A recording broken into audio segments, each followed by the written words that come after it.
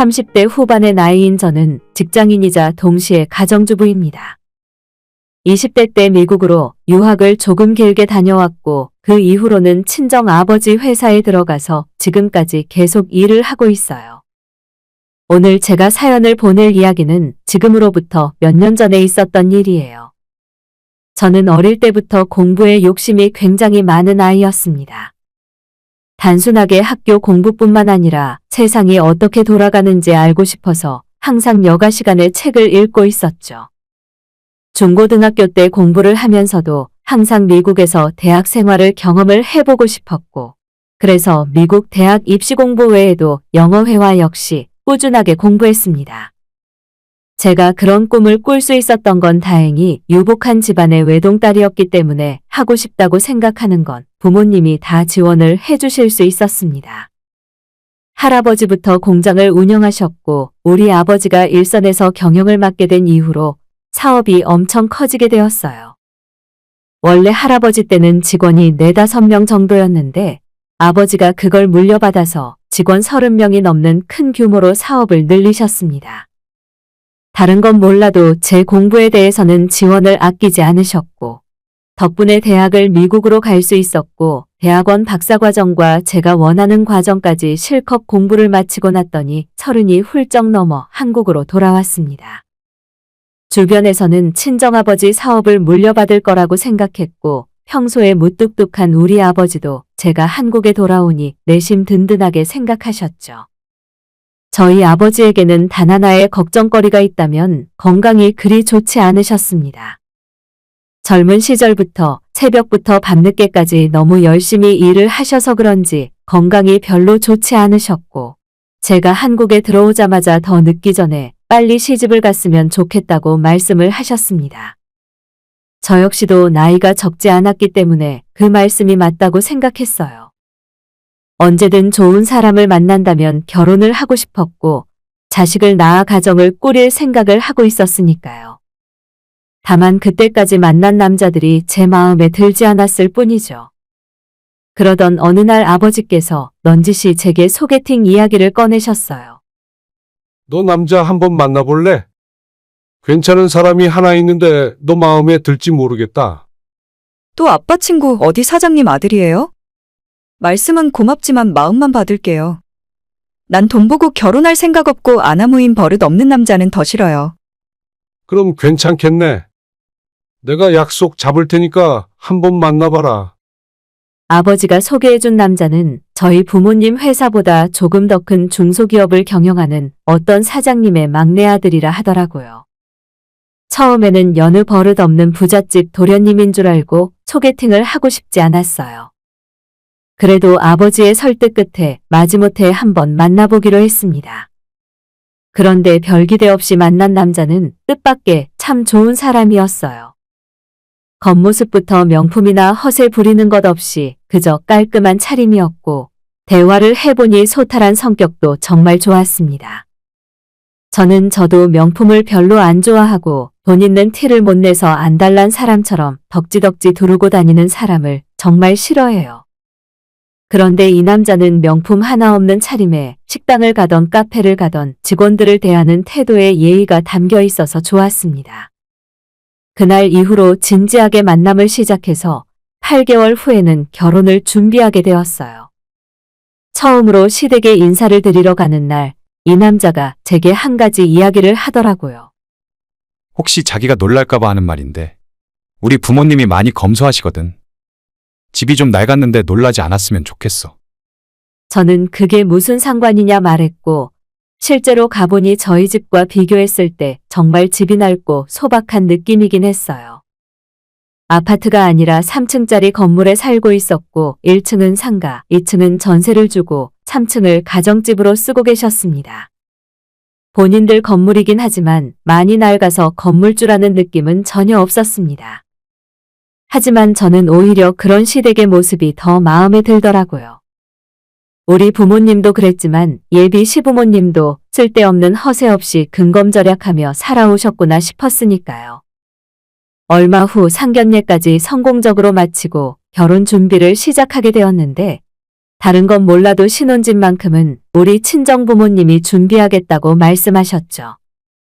지금으로부터 약 10여 년 전 분당에 주상복합 아파트를 투자 개념으로 사두신 적이 있었는데 계속 전세만 돌리고 있었고 지금 시세는 25억이 넘는 곳이었어요. 저희 친정집은 그렇게 비싼 집도 아니었고 부모님도 생각보다 집값이 너무 올라서 팔아야 하나 말아야 하나 고민을 하시다가 제가 결혼할 때 주기로 마음을 먹고 계셨던 거죠. 어차피 우리 남편이 막내 아들이라 이 정도 집을 시댁에서 해주기가 부담스러울 것 같아서 아예 처음부터 신혼집은 저희 쪽에서 하겠다고 말씀을 드렸습니다. 처음엔 부모님이 고생해서 모은 재산을 저 결혼할 때 주시는 것 같아서 죄송스러웠지만 부모님은 외동딸 결혼하는데 이 정도는 해주고 싶으시다며 어차피 그 집은 이제 자기들한테 골칫덩어리나 마찬가지라 하셔서 받게 되었죠. 시댁에서는 처음에 집은 남자 쪽에서 해야 한다고 말씀을 하셨었지만 대충 이야기를 전해 듣고 난 뒤로는 반대는 안 하셨습니다. 그렇게 결혼 준비가 차질 없이 진행되는 것 같았는데 결혼식을 채 한 달도 남기지 않았을 때 친정아버지가 일을 하시다 쓰러지셨어요. 다행히 바로 병원으로 옮겼고 심각한 상황은 아니라서 이틀 만에 퇴원을 하시긴 했지만 저는 혹시나 하는 마음에 건강이 회복될 때까지 결혼을 몇 달 미루고 지켜보자고 제안을 했죠. 하지만 예비 신랑과 저희 시댁은 오히려 아버님 건강이 우려되는 상황이면 결혼을 더 서둘러서 제 날짜에 하는 것이 맞다고 하는 겁니다. 나름대로 일리가 있는 말이라는 생각이 들었지만 당장 큰 병이 생긴 건 아니라서 몇 달만 결혼을 미루자고 강력하게 주장했습니다. 날짜도 다시 정하고 약 6개월 정도의 시간을 뒤로 미루게 되었습니다.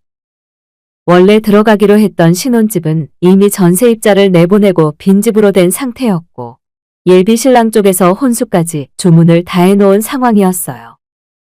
하지만 결혼식을 반년이나 뒤로 미뤄놓았는데 어느 날 빈집에 문제가 없나 확인하러 제가 가보니 시댁 식구들이 그 집에 들어와 살고 있는 게 아니겠습니까?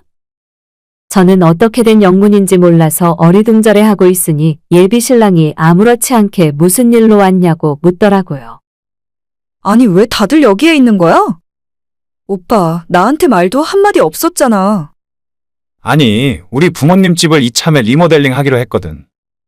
공사 끝날 때까지만 지내시기로 했어. 그럼 여기 말고 호텔 같은 곳으로 모시지. 안 돼. 우리 부모님 쓸데없이 돈 쓰는 거 싫어하시잖아. 그냥 공사 끝날 때까지만 대충 지내면 되는데 뭐. 아무리 그래도 그렇지. 신혼집인데 우리가 살기 전에 먼저 어머님, 아버님이 들어와서 사시는 게 맞아? 그냥 며칠 지내는 건데 뭘 그렇게 심각하게 생각해. 딱 공사 끝날 때까지 한 달만 있다가 가실 거야. 처음엔 제게 공사 기간이 한 달이라 하더라고요. 하지만 한 달이 다 끝나도록 공사는 끝나지 않았고 그게 2달, 3달까지 시간이 계속 늘어났습니다. 답답한 마음에 일주일에 한두 번씩 찾아갔지만 나중엔 아예 그 집안 식구들이 자기 집처럼 행세를 하더라고요. 살면서 전기나 가스도 펑펑 쓰고 관리비가 전부 제 통장에서 자동이체 되고 있는데도 돈을 주겠다는 말 한마디 없었습니다. 저희 아버지와 비즈니스로 엮여있는 사람이라 제가 버릇없이 함부로 행동할 수도 없었고 어떻게 해야 이 사람들을 쫓아낼 수 있을까 매일 고민했어요. 하다 어느 날 공사가 언제 끝나는지 너무 답답해서 시댁 집으로 가봤는데 공사는 아예 시작하지도 않았는지 전혀 그런 흔적이 보이질 않았습니다. 혹시나 하는 마음에 근처 부동산에 가서 물어봤는데 애초에 그 건물 자체가 시댁 건물이 아니었습니다. 건물주는 우리 지역에서 커다란 암소 갈비집을 하고 있는 사장님 거라 하고 애초에 시댁 식구들은 그 건물에서 월세를 살고 있었습니다. 그마저도 계약기간 만료로 쫓겨난 상황이었고요. 저는 부동산 사장님의 이야기를 듣고 너무 혼란스러웠습니다. 뭔가 잘못되어도 엄청나게 잘못됐다 싶었어요. 사업을 하고 있는 사람들이 왜 월세를 살고 있었는지, 나한테 왜 본인 건물이라고 거짓말을 한 건지 이유를 알 수가 없었죠. 바로 그날 저녁 아버지에게 그분을 어떻게 알게 된 거냐고 물었더니 골프 모임에서 소개받아서 알게 되었다 하시는 겁니다. 그 사람이 무슨 회사를 하고 있냐 다시 물었고 아빠는 자기가 처음 만났을 때 받은 명함이 있다며 저한테 보여주셨어요. 제가 그 회사 홈페이지를 인터넷에 검색해서 들어갔더니 이름은 사장 이름이 맞는데 얼굴이 전혀 다른 사람이었어요. 아마 동명이인인 회사를 찾아서 거길 사칭하고 있거나 아니면 아예 이름까지 속였겠죠. 저와 저희 친정 재산을 노리고 접근한 일가족 사기꾼이었던 것 같아요. 저는 그 집안 식구들을 사기죄로 고소하기로 마음을 먹었고 속내를 숨긴 채 확실한 증거를 모아나가기 시작했습니다. 제가 고소 준비를 하는 동안 남자친구와 거의 만나지 않았고 연락도 하지 않았더니 이러다 사이가 멀어지고 파혼이라도 할까봐 몸이 닳고 애가 탔는지 그 집안 식구들이 저한테 먼저 연락을 하기 시작했습니다. 요즘은 왜 안 놀러 오니? 우리가 빨리 집 비우고 나갔으면 좋겠지? 공사도 거의 끝난 것 같고 안 그래도 다음 주 정도면 나갈 수 있을 것 같아. 제가 묻지도 않았는데 먼저 연락해서 자기들이 금방 나갈 테니 조금만 더 기다려달라는 소리를 하더라고요.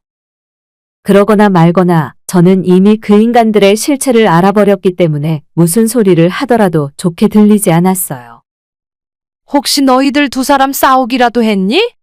안 되겠다. 결혼을 하려다가 자꾸 미뤄지니까 안 좋은 것 같아. 일단식은 나중에 하더라도 혼인신고라도 먼저 하자. 어떻게든 엮고 싶었는지 혼인신고부터 하라는 말까지 하더군요.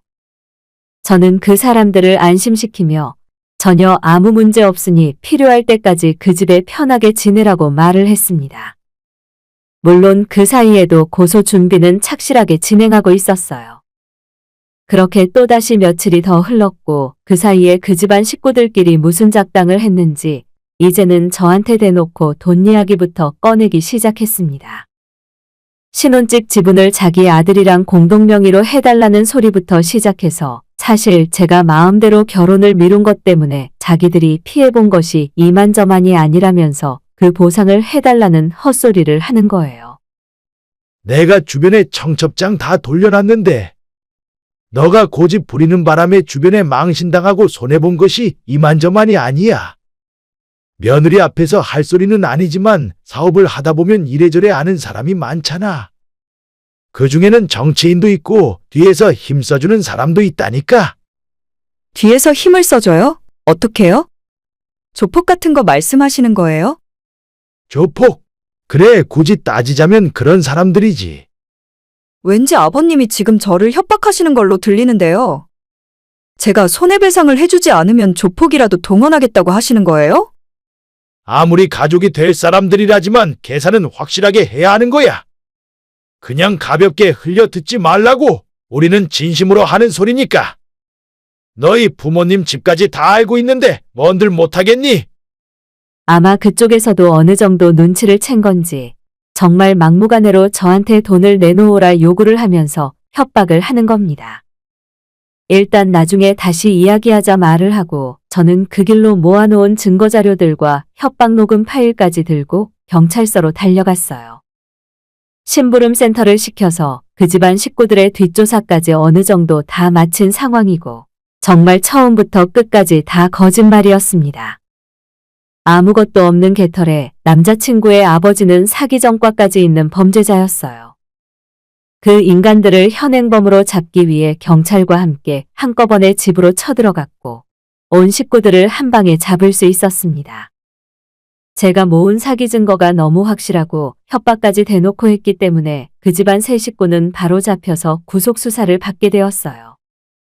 체포되고 며칠 후에 제가 남자친구를 만나러 찾아갔는데 전혀 반성하거나 제게 사과하는 것 없이 이를 악물고 화를 내더군요. 너 어떻게 나한테 이럴 수가 있어? 뭔가 오해가 있나 본데 너한테 잘 보이고 싶은 마음에 조금 거짓말을 한 건 사실이야. 하지만 사기라니 그런 생각은 해본 적도 없어. 저는 그 말을 들으며 내가 이런 인간한테 속아서 결혼을 할 뻔했구나 싶어 제 스스로 한심하고 바보처럼 느껴졌어요. 예전에는 눈치를 채지 못했는데 이제 보니 하나부터 열까지 부잣집에서 태어나 자란 사람이랑은 거리가 멀었습니다. 내가 감쪽같이 속은 건 인정할게. 근데 자꾸 생각하면 생각할수록 화가 나더라. 너희 식구들처럼 어설픈 놈들한테 속아 넘어가서 나한테 만나보라 소개까지 시켜준 우리 아빠가 정말 자책을 많이 하고 계시거든. 야, 솔직히 속은 사람이 멍청한 거지. 우리가 뭘 그렇게 잘못했어? 지금 여기 들어와 있다고 해서 다 끝난 줄 알지? 끝까지 자기가 잘못했다는 말은 할 줄 모르더라고요. 그래서 저는 협박과 사기로 그 사람들을 고소했고, 그동안 내 집을 무단으로 점거하고 사용한 것에 대한 민사소송과 저런 인간들에게 속아 결혼 준비를 하면서 발생한 모든 정신적 물질적인 피해까지 싹 다 손해배상 청구를 시작했습니다. 제가 고소했다는 소식을 전해 듣고 남자친구는 자기들이 잘못했다며 하다못해 민사소송이라도 하지 말아달라고 부탁을 했습니다. 꼼짝없이 남자친구네 온 식구들이 전과자가 되게 생겼는데 이제 정상적으로 돈을 벌지도 못한다며 식구들 모여 살 수 있는 방은 하나 있어야 하지 않겠냐면서 민사소송만은 제발 하지 말아달라고 싹싹 빌었어요. 자기야, 아니 민서야. 내가 이렇게 빌게. 너 속이려고 한 거 인정할 테니까 민사까지 거는 건 하지 말아줘. 우리 식구들도 여기서 나가면 밥은 먹고 살아야 할 거 아냐? 에이, 나한테 대단한 사람들 많이 안다면서 협박할 때는 언제고. 갑자기 왜 이렇게 약한 척이야? 소송 결과 나오면 100원짜리 하나까지 다 받아낼 거니까 기대해도 좋아. 야, 너 진짜 나한테 이럴 수 있어? 내가 나가면 너랑 너네 식구들을 가만히 둘 줄 알아? 1분도 못 가서 금방 본색을 드러냈습니다. 지금 사건이 한참 진행 중인데 그 집안에서 아버지는 동종 사기 전과도 있어서 또 재판을 받으면 장기실형을 면치 못할 거라 하고 그 집안 엄마나 전 남자친구는 유치장에서 얼마 전에 나왔어요. 그렇다고 죄가 없어지는 건 아니고 재판 결과에 따라 또 실형이 나오면 그땐 또다시 감옥에 들어간다 하더라고요. 민사는 이제 시작이라 과연 얼마를 배상받을 수 있을지는 모르겠지만 그 집안 식구들이 가진 모든 통장이나 재산들을 싹 다 압류 넣어버릴 겁니다. 이미 저희 변호사가 그 집안 식구들의 통장 계좌는 동결된 상태일 거예요.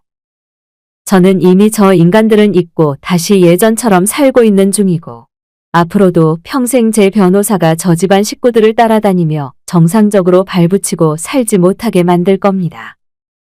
최근에 친구를 통해서 저보다 3살이 많고 공기업에서 일을 하는 남자분을 소개받았고 좋은 마음으로 만남을 이어가고 있어요.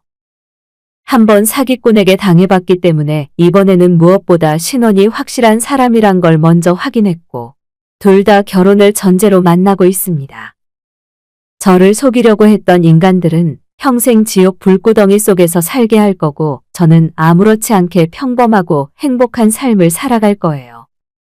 이제는 정말 좋은 사람 만나서 결혼하고 싶고 부모님에게 행복한 모습만 보여드리고 싶네요. 오늘의 사연은 여기까지입니다. 구독과 좋아요, 알람 설정 부탁드립니다. 다들 행복하시고 좋은 하루 되세요.